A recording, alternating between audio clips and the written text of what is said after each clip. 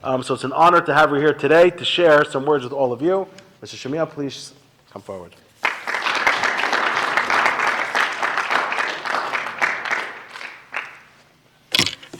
I'm nervous. I don't do this often. That's the truth. Hi, everyone. As Rabbi Greenberg said, a much nicer introduction than I would ever give myself, so thank you. I appreciate you inviting me to be here this evening. And before I begin to share about my personal examples of tolerance, I will ask that you all give yourselves a round of applause, each and every one of you, because from the little that wasn't a good applause, because from the little, you're not here by accident. You are special, you were chosen, you're recognized, and you deserve to be applauded. So thank you. As you all know, tolerance means having a fair, objective, permissive attitude towards others' opinions, beliefs, practices, and racial, ethnic origins which differ from one's own. My lessons of tolerance began even before I realized. After graduating from the yeshiva of Flatbush, much like many of you in this room, I was never truly exposed to anyone outside of my own little microcosm of yeshiva world until I began college. So up until that time, the biggest differences that I experienced were Sephardic versus Ashkenaz, or city kids versus Brooklyn kids.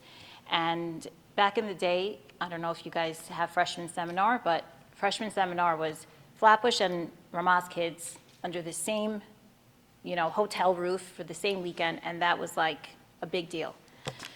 So when I attended NYU and I lived and learned amongst people that were nothing like me, some that had tattoos and piercings all over, others had purple hair, now it's in, but back in the day, I'm old, so it wasn't in. And then of course there were, differences that were less obvious, less visible until you interacted with them. I was 18 at the time, and that was when I had my first lesson on tolerance, one that frankly, nobody prepared me for. Initially, these differences turned me off, and I will admit I had certain biases towards these people.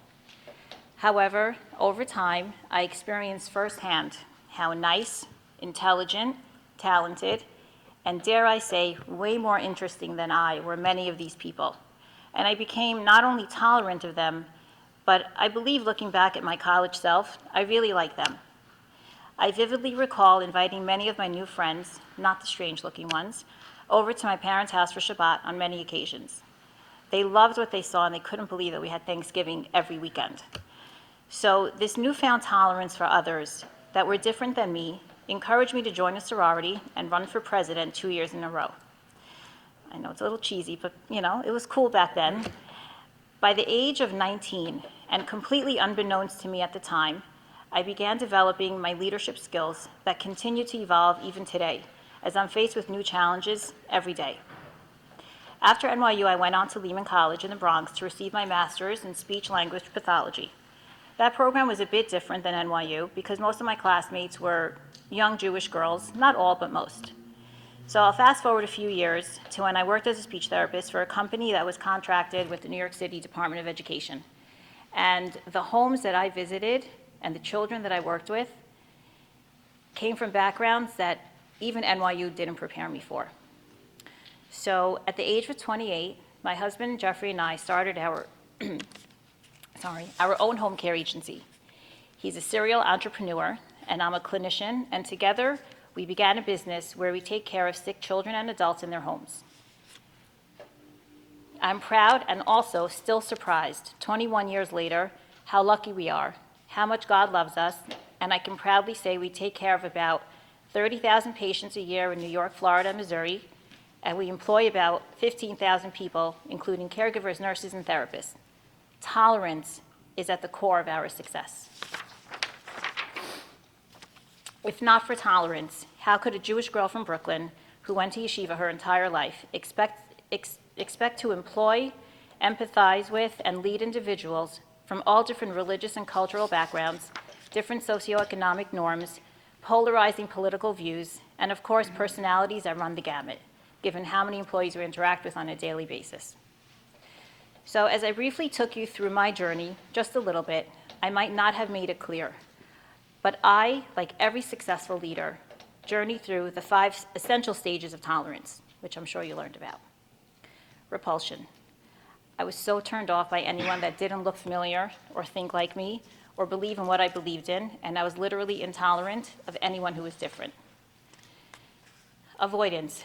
This stage is better than repulsion, but it's absent of any communication, and I was still unable at this stage to lead because communication, by definition of the word avoidance, was absent, and it's essential for successful leadership.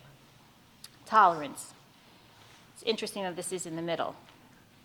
During this stage, there was a mutual respect that was developed, but because I was still not fully comfortable with the differences between myself and others, I was not in an optimal position to lead. Then there is acceptance. This was the first stage of conscious acceptance of differences between me and others, and I was finally comfortable with those differences, and therefore it was during this stage that I began to effectively lead. The last stage is appreciation. The final stage, the one that every leader should aspire to achieve, is one in which you not only accept the differences in others, but actually welcome them, as you recognize and appreciate how much you can learn from someone's differences and how much more effective a leader you can be as a result. This stage is one that I aim to reach and I work hard to stay in. However, being that I'm human, I sometimes find myself slipping, and admittedly, not often, but I can even slip back and regress. The key is now, as I am a leader for so many years, I'm very aware of when I'm slipping, and I have developed the tools to correct it. Something a lot of people ask themselves when it comes to tolerance is it a skill or a quality? So raise your hands if you think that tolerance is a skill, something that you learn or develop and can get better at, much like your tennis game. Who thinks it's something that's a skill? Okay. I suppose the rest of you believe that tolerance is a quality, something more natural or innate. Well, regardless of if you raise your hand or not, you're all right.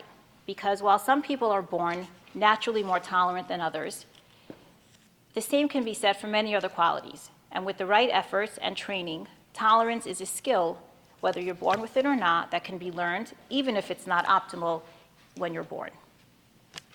All right, let's have some fun, because no one wants to hear me talk. If you don't mind, whoever wants to participate, could we go around the room and you guys tell me, what do you have a low tolerance for? Who's going to go first? You get to pick one thing. And it could be anything. It could be blonde hair. It could be whatever it is. Doesn't matter. For people that are supportive of the Palestinians and not the Israelis. That's a good one.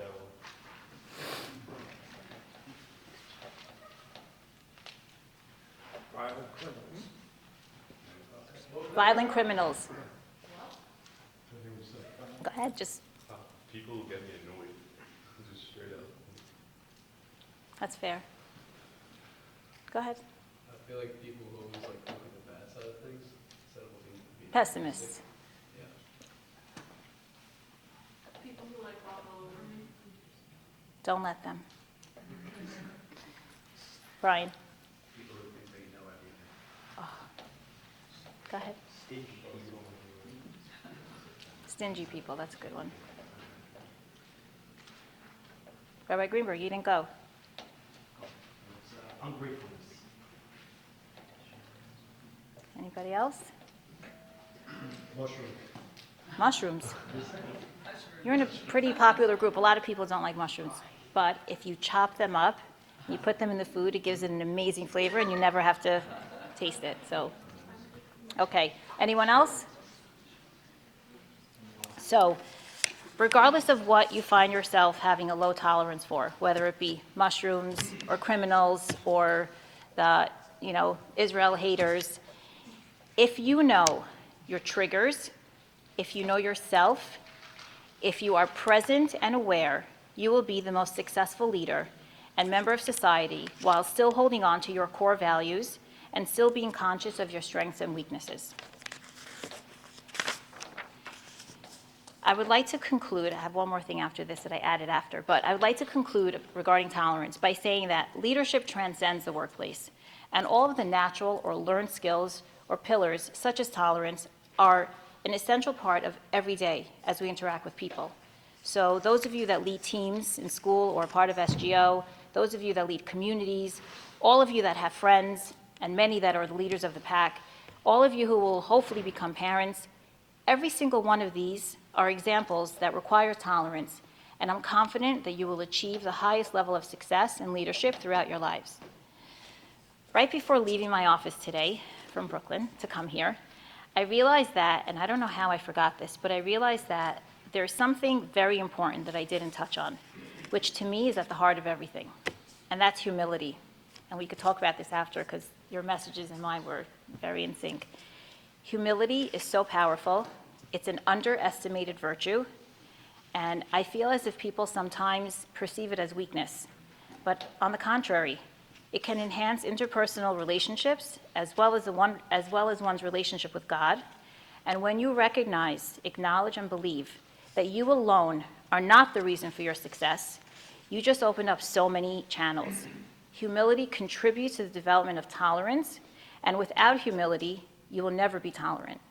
So have fun, be proud of your wins and accomplishments, but always stay humble.